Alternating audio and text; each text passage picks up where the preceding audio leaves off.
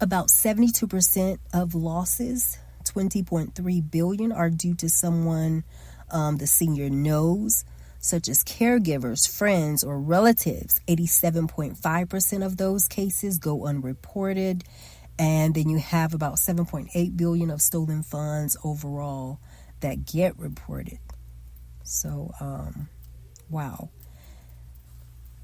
So what are the risk factors for elder abuse? The people most likely to experience elder abuse are female, 80 or older, diagnosed with dementia and poor physical health, living in social isolation, receiving care from someone with mental health or substance abuse issues. In general, the elders most at risk of abuse are non-white women with cognitive impairments who struggle in their daily activities. They also have lower socioeconomic status. And you have also dementia and elder abuse. Those who have dementia, are a significant risk factor in elder abuse. And this occurs when one person with dementia experiences multiple forms of abuse at the same time or successively. Common reasons for abuse includes aggressive behaviors of the person with dementia, resistance to care. The risk of abuse for people with dementia is higher if caregiver or is a partner or a spouse. So about 60% of sexual assault cases in long-term facilities involve people with dementia. That is so alarming. And staff self-reporting indicates that 64% of staffers in care institutions have abused residents in the previous year. Wow. The top factors leading to abuse include inadequate training, bad work conditions, insufficient screening for previous abusive behavior, apathy, and bad attitudes. So they also have social isolation, in elder abuse. The elder could experience loneliness and social isolation are two key factors, for elder abuse. They're not quite the same. For instance, you may have many friends, but still feel lonely. And another person might have, a few friends, and still feel lonely. Then you have disability, is another significant risk factor for elder abuse. And about 2 in every 5 adults 65 and older have at least one disability. Mobility disabilities are most common, affecting 27.7% of seniors 65 and older with disabilities. And disability-related abuse can be unique because the abuser may take advantage of the disability. A perpetrator might destroy medical equipment, refuse to help with mobility tasks, or manipulate medication doses. So the perpetrator may engage in bullying linked to the disability too. So how often are abusers of older people brought to justice? So given that only 1 in every 24 cases of elder abuse is reported at all, it's safe to say not many offenders are brought to justice. That's really sad. 1 reported case for every 57 acts committed. And that's in caregiver neglect, financial exploitation, 1 in every 44 acts committed. Physical abuse, 1 in every 20 acts is reported. That is alarming. And psychological abuse, 1 in every 12 acts is reported. And offenders do, they do sometimes face charges, but for the most part, a lot of them don't.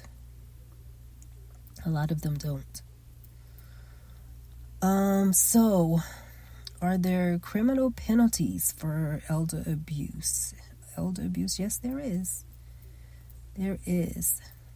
So, if you or someone you love has been abused by a caregiver, whether at home, in a facility, it's important to share your concerns with a friend, doctor, or law enforcement official. If you aren't totally sure that abuse has taken place, you can still express your concerns to another person.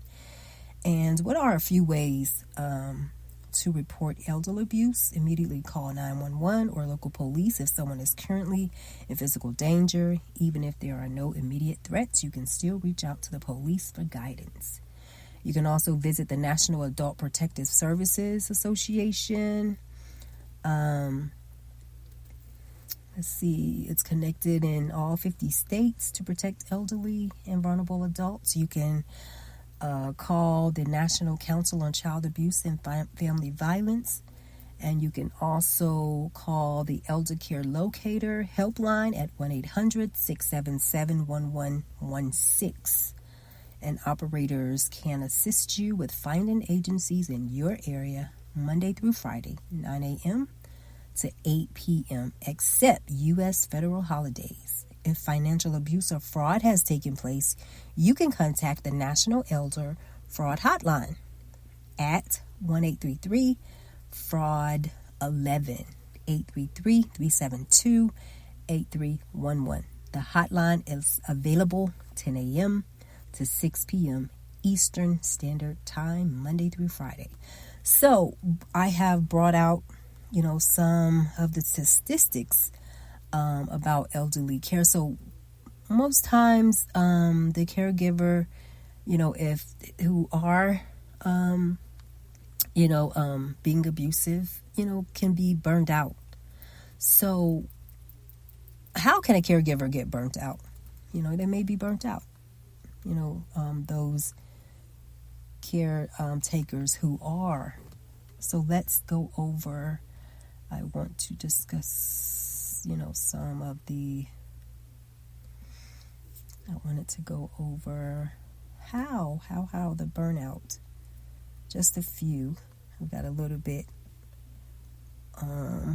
more time left. So 7 signs, experiencing caregiver burnout. I didn't even know that even existed. So, caring for an aging family member or friend is a meaningful position. It is estimated that 1 in 5 Americans act as unpaid family care.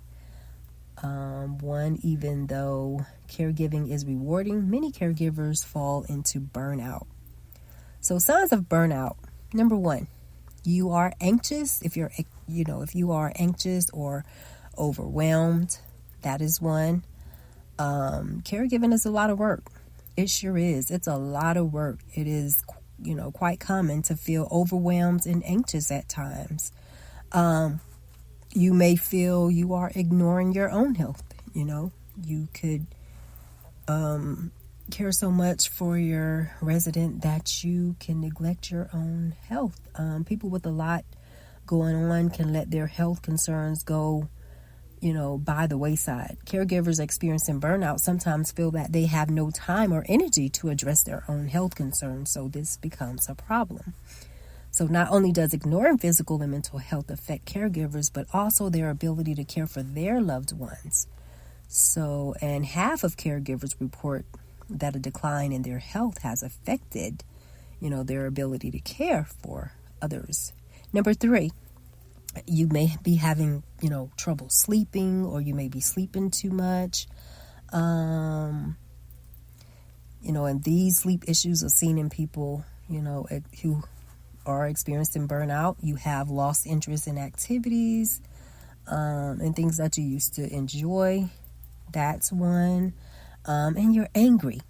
You're always angry. That's one. You become frustrated and you always angry. And you feel isolated, The only times you maybe times when you just caring for a family member and you have no time to do what you would normally do, having less room to socialize and be amongst others and your friends or whatever the case may be. So this can leave caregivers feeling lonely or isolated, and even a sense of depression can also. So, and that's between 40 and 70% of caregivers experience, can experience, as form of clinical depression. So, And you could have gained weight or lost weight. That's a sign. Have you gained weight? So, and how can a caregiver deal with burnout? Well, 1, you can seek professional help. And 2, just be clear in your communication. Talk to someone, talk your feelings out. Under the Family Medical Leave Act, unpaid caregivers can take up to 12 weeks of unpaid job protected leave if you become overwhelmed juggling work and caring. This may be a helpful solution. Take a break. Take time off. One of the best ways other loved ones can help is by giving you the time you need for yourself. Self-care is essential for a caregiver's health and well-being. This includes exercise, hobbies, eating well, get enough sleep, anything else that aids in your physical and mental health, as well as, just take care of yourself. That's all. Take time out, take a break. Take a break. It can be overwhelming. I know it can be overwhelming. It definitely can be. If you are a caregiver and you have a good relationship with your supervisor, you can talk with her. When you're burnt out, just take a break, because you don't want to take your frustrations out, or what you're going through, or how you're feeling out on the resident. So I hope that this has helped some of you caregivers out there. And if you can also search, I go to the library a lot of times and I read a lot of books on caregiving, but you can do your own research and do your own investigation on statistics and stay updated, and just be good to your resident. That's all. Just be good. They are very, very appreciative of the work that we do for them. A lot of them, the ones that have dementia and Alzheimer, just be patient with them. Go through the motions. Take your time and go through the motions. They're appreciative, and they don't mean to be mean or say mean things to you, but just please, please, please don't abuse them. Our elderly is a very important part in our community and in those facilities. They mean so much. So be good to them and be good to yourselves. And if you have any questions or concerns, please address them to evolvetopics@gmail.com. Don't forget to visit the website. Link will be in the episode description. And hey, this is Tialonda. Thank you so much for joining me this evening, and I will see you on the next episode of Evolved.